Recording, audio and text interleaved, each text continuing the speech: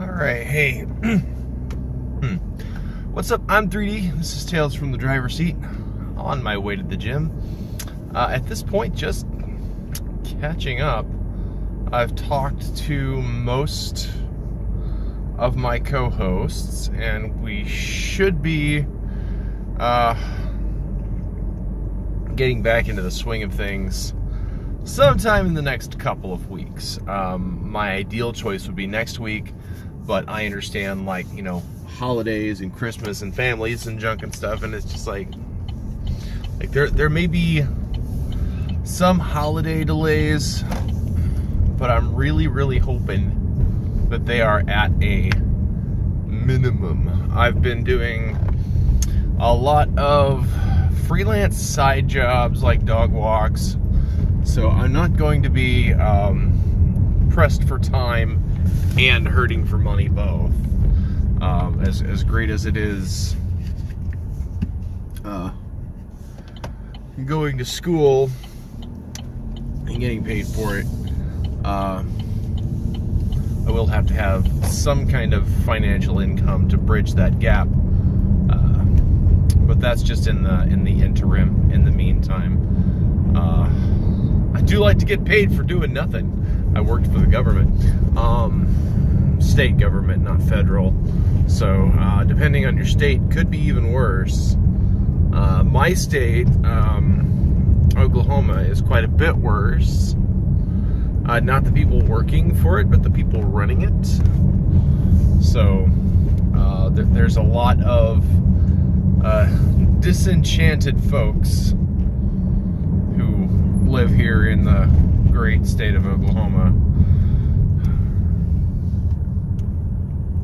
A lot of them, understandably, just not happy with the way things are being run. There's a lot of people who like it, I guess.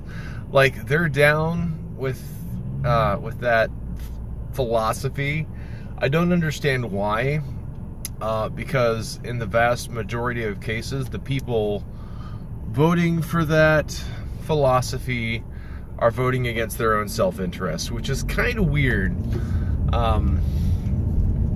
And it's just like, I think it's a cop behind me.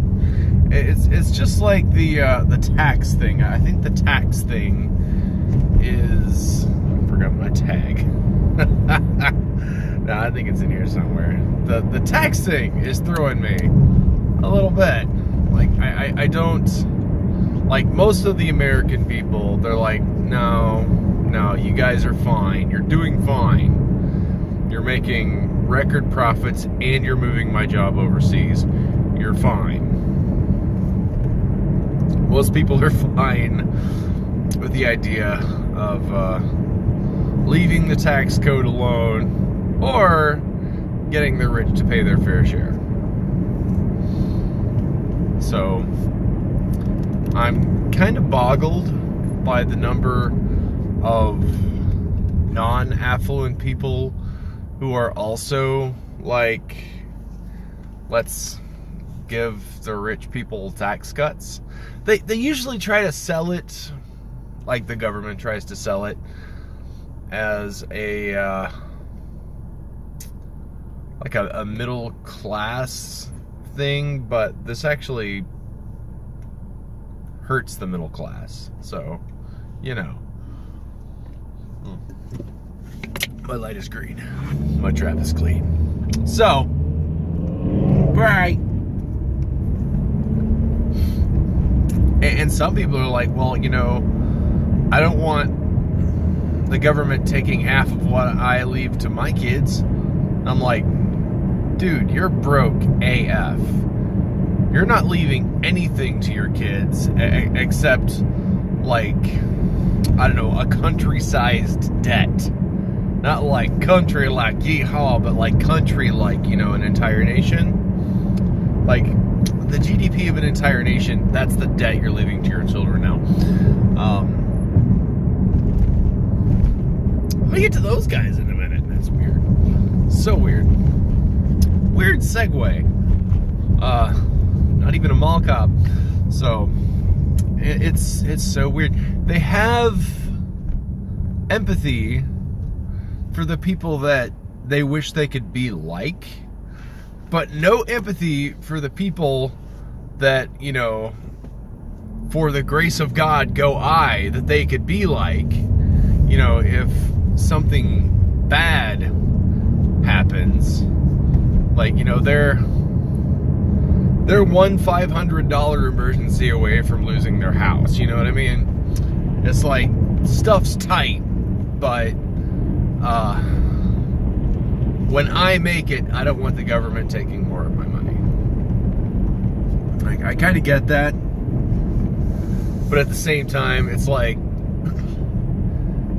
A, that's kind of shitty to the people that are just under you, like just below you on the socioeconomic ladder, because they deserve to be able to make it too. And it's not because they're lazy that they're down there. It's the same people that are keeping you down, which are keeping them down. You're being played by the same people, and they've got you fighting each other. You're all pawns. It doesn't matter, like, what the paint coat looks like, and I'm intentionally using, like, chess colors instead of, like, you know, race stuff in my head, because I've seen, like, you know, red and blue and whatever.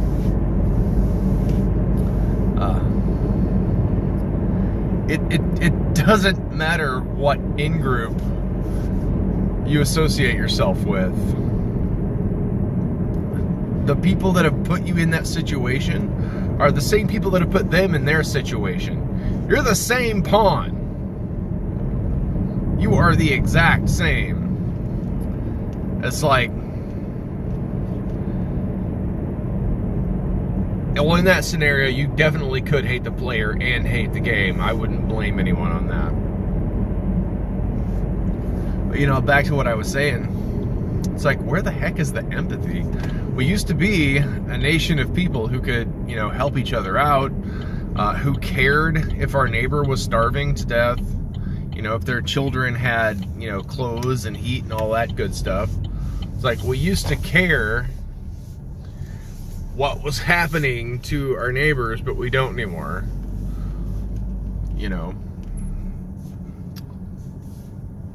you live 20 miles out in the country and a tow truck shows up and takes away your new car, but your job is also like 20 miles away, and your neighbor's just like, well, that sucks, hope you get it figured out. Like, you could be co-workers and your neighbor's like, oh, that sucks, dude, see you later, bye. It's like, we don't care. We don't care. We've got such a hard time getting our own that we don't care if anybody else gets theirs. That's just like the unfortunate reality of the situation. I don't know what you're doing. Get in a spot. Take a spot, because if you're not going to take that spot, what are you doing? What are you doing?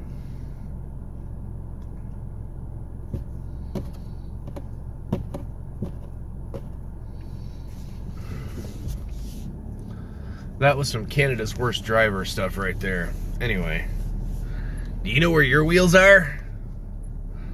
I got a mega challenge for you getting out of this parking spot. And look at this. There's like half a car length on either side of me. I have no idea what the hell their problem was. Anyway, back to the story. Like, we don't care anymore. We just don't. We got such a hard time getting our own. We don't care. It's like, God, you know, I'd love to subscribe to this person's Patreon or donate to this charitable cause, but, you know, 100% of my money goes to my survival. I don't have disposable income. I'm sorry. I care about a lot of things, but my time and my resources are already at 100%.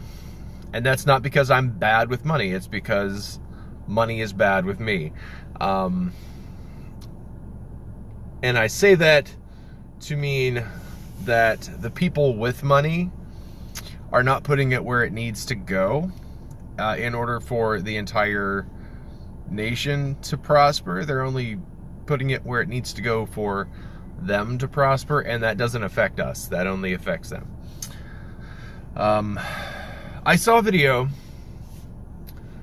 It was this guy talking to Occupy Wall Street protesters, and he was saying, capitalism is your answer.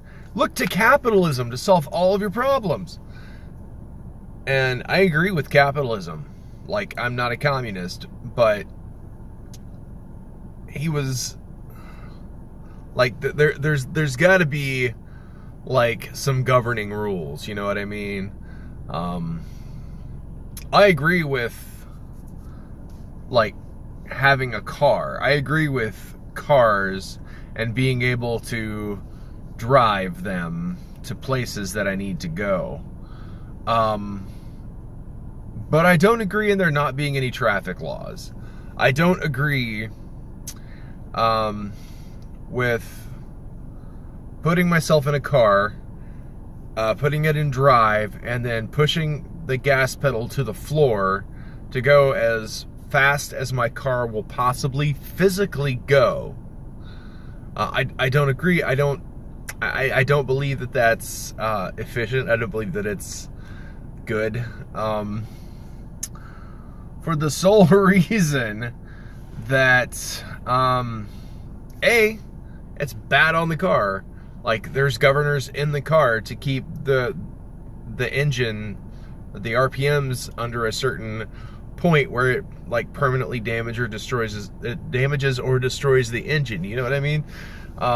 There's a rev limiter, there's speed governors, there's things in the car to keep you from destroying it and hurting yourself. You know, you got seat belts, you got traffic laws. Red means stop. Stop sign means stop. Yellow means go very fast. I stole that from Starman, a very old movie that I saw when I was extremely young. Getting off topic. So this guy was like, capitalism will solve all of your problems. I'm one of the richest people in the world. I'm like among the 1% of the 1%. I employ 150 people. Pardon? I'm sorry, you're saying that capitalism will solve all of my problems, but you, one of the wealthiest people in the world, according to you, like, you know, where's your tax return sort of stuff, like, I don't believe you. I'll say that, I don't believe you. But if you're one of the wealthiest people in the world, how in the hell can you get away with only hiring 150 people?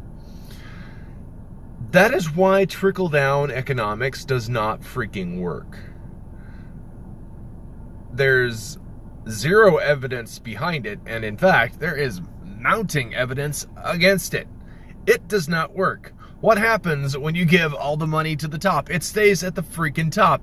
It doesn't rain down like this golden shower from above. No, it stays at the freaking top, and it's designed that way for a freaking reason.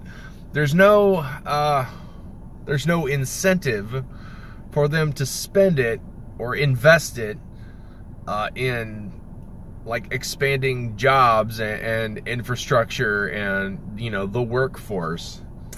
There's no incentive for them to do that. But there's nothing we do to stop them. There's nothing we can do to stop them. The one thing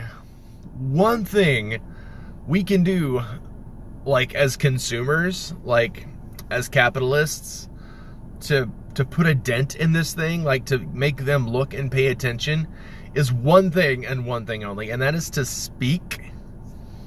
Why am I getting a text?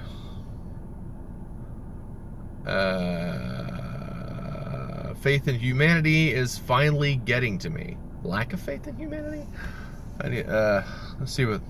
I wonder how that conversation started. Interesting. Anyway, there is one thing, and one thing alone, that will make these people, like, wake up and pay attention.